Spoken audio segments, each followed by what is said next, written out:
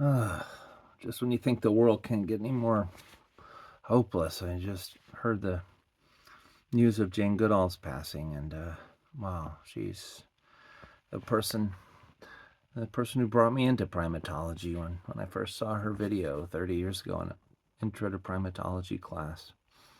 And she's been just a constant inspiration for me all along my path.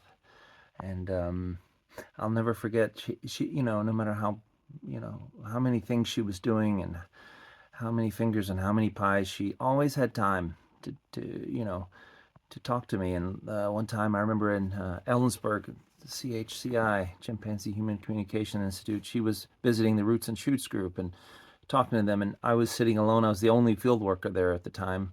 And I was preparing for my trip to Central Africa. And I heard Jane Goodall's in the building, but she was meeting with the Roots and Shoots people. I probably didn't have time for me.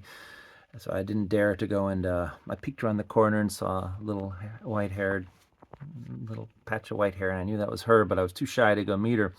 And I was entering, I was preparing the field document and getting ready for the departure in a few days to go to a forest. And I was kind of lonely back there because everybody was up there talking to Dr. Jane.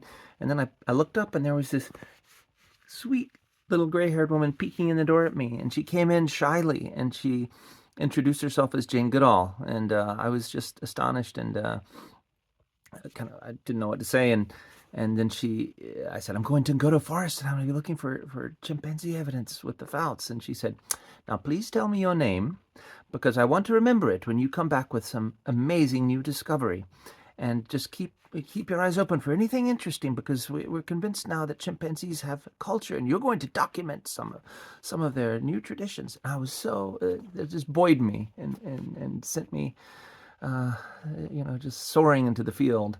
And every time I'd meet her since, not too often, but she always had time to listen to my stories and hear about my discoveries. And you'll be missed, Jane Goodall. Really, thank you for making the world such a better place.